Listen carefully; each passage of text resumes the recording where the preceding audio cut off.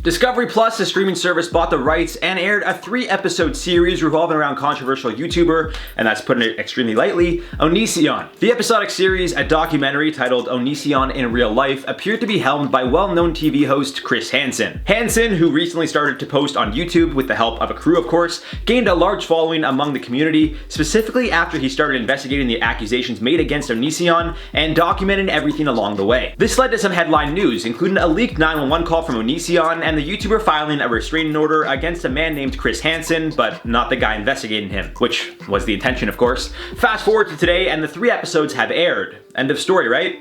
Apparently not. And we'll talk all about that today on InformOverload as we're counting down the top 5 biggest problems with the Onision documentary. Smash that like button and let's go. Starting us off at number 5. Chris Hansen's story? Some felt the docuseries made things appear that Chris Hansen was the one to break the story, almost as if all these years, no one in the YouTube community knew about Onision's disgusting ways. Or they did and just didn't care. Until Hansen came in and decided he was going to shed some light on the entire situation. However, as we know, numerous content creators have been covering and documenting the entire Onision situation, dating back to, 2007 when he first started posting videos. Hansen also spoke with numerous content creators, as well as survivors of Onision, who told him everything in detail. However, when it came to being a part of the doc, they wanted nothing to do with it because they felt slighted by Hansen in the first place. We'll cover that in a little bit, but it seems fans were even more irked when a report came out that the rights to the Onision story were bought by Discovery. Hansen took to Twitter to clarify that nobody sold rights to any story. However, it wasn't disclosed what Hansen would be getting paid for hosting the series. Of course, this raised concern and debate among the YouTube community of whose story is it to tell. Hansen is hosting the docuseries and potentially getting paid for it. Would that mean he's profiting off of the survivor's story? On the flip side, he still needs to raise awareness to the situations of this severity, so it's a very fine line.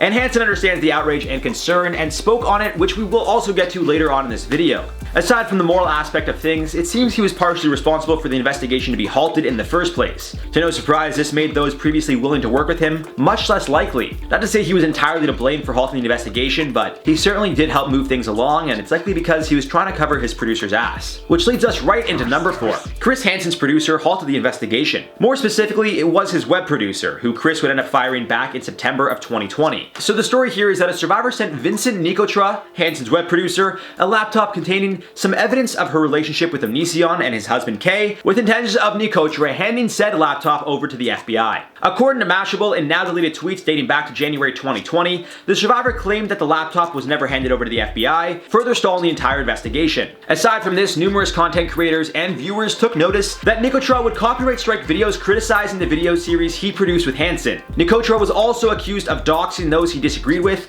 and harassing survivors. In September 2020, he was arrested with aggravated harassment, and Hansen tweeted out that he couldn't talk much about the situation due to it being under investigation. Of course, there didn't appear to be any mention of this in the documentary whatsoever. It's likely due to the fact that the situation is currently still under investigation, but still, I feel it was something of importance that should have been included. Given the fact that it has now become a part of the investigation itself, I definitely feel that it is important to mention it happened, no? But why would the production that Chris Hansen himself is a part of want to show their host in a negative light? So to no surprise, there wasn't mention of this, although I feel it is quite important to be noted. There's a reason why the majority of survivors who previously spoke with Hansen don't want anything to do with him or the doc, and it's believed this is exactly why. At number 3, creators wanted no part of it. In solidarity with the survivors who decided they weren't going to be part of the documentary, numerous creators who had been documenting the Onision situation for years also declined. In fact, there was one creator who still decided to speak with Hansen, as well as a couple survivors, all who received backlash themselves. However, it was their decision and choice, and the reason for speaking up is admirable in my eyes. Back to those who have been documenting Onision, as previously mentioned, they too wanted no part of this thing. Specifically, YouTuber Repzion, who does commentary content in which he documents situations such as the Onision one, declined to be a part of the production and made a video about it back in September. In the video, he explains why he decided to not be a part of the production, specifically citing the fact that a handful of survivors weren't interested, so out of respect, he wasn't either. In an email to Mashable, he said, I quote, "Several of the victims said they did not want their stories or trauma told on national TV, and I was told their stories would be included regardless of their consent or not." Also, Chris Hansen isn't the person who he promised to be in delivering justice to the victims of Onision. Most of the victims have disassociated with Chris Hansen because they felt lied to, betrayed, and exploited. So you guys know how about, like 7 seconds ago, I was talking about how a handful of creators who were documenting and gathering their own information about this situation for years decided they weren't going to be part of the documentary? Turns out they still were, and not by choice. As we know, the situation with Onision dates back to the late 2000s, considering he joined YouTube in 2007 and has gained a cult-like following ever since. Over the years, numerous creators have done their due diligence to educate the YouTube community about what's going on with this guy and why it needs to stop. So how is Chris Hansen in the span of about a year's time able to get so much information? Well, from the creators he spoke with, of course. Now that's not to discredit him by any means, but truth be told, the creators did help him when they first worked together on his Have a Seat with Chris Hansen series. And with that in mind, you'd think he'd be willing to respect their wishes of not being a part of the doc. Yet still, a ton of creators' content from over the years was included in the doc, which to no surprise didn't sit well with the YouTube community. But again, I'm not going to blame Hansen for that because he wasn't the only one in charge behind the production. It's possible he had some say, and maybe he pushed to include certain content just to help prove the accusations, but I can't say for sure. On to number 2, survivors didn't want any part of the doc. A handful of women have come forward over the years with accusations of grooming and pressuring them into inappropriate situations, with the culprit being Onision and his husband. Dating back to 2019, Chris Hansen hosted a series titled Have a Seat with Chris Hansen, in which he would interview the women who have come forward with accusations. However, since the whole producer laptop situation, to no surprise, even after Nikotro's dismissal, many of those who spoke with Hansen back in 2019 for his YouTube channel weren't as inclined to speak with him for the Discovery Plus show. In fact, they wanted nothing to do with the documentary, and for good reason. The survivors felt their stories were either being manipulated to make good TV, or at the very least, they felt they were being taken advantage of. Hansen jumped on a Zoom call with Mashable and said he understands that he's an outsider to the YouTube community. In a nutshell, he said this is a clash of cultures, referencing traditional and digital media. And although he understands it's the survivors' right to tell their stories, he also feels bringing the story to the mainstream media was inevitable. I quote, "There's been no justice, so why not do this? Why not pursue it to the next level?" He also cited the fact that a lot of these very serious, heavy allegations have likely been brushed off as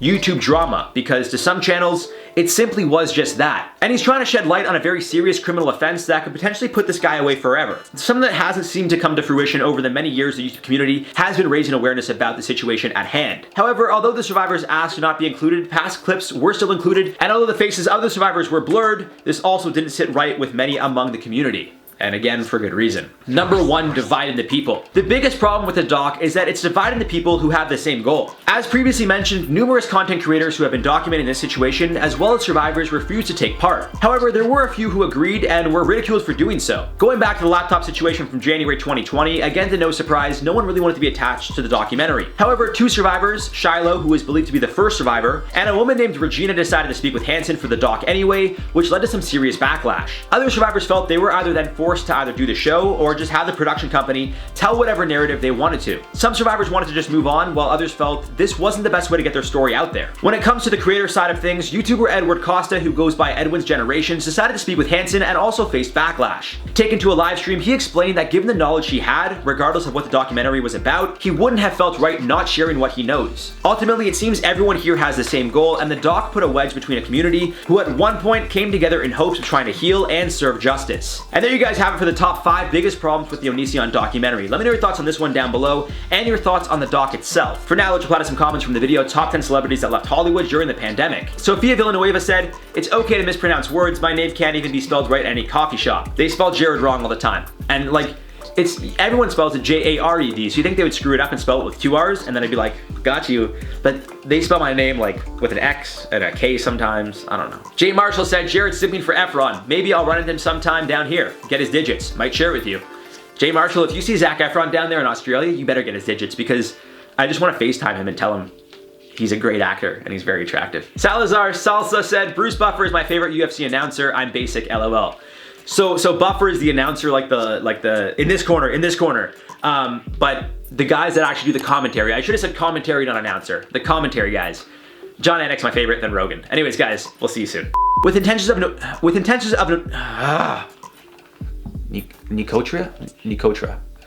intentions of Nikotra, Hansen said,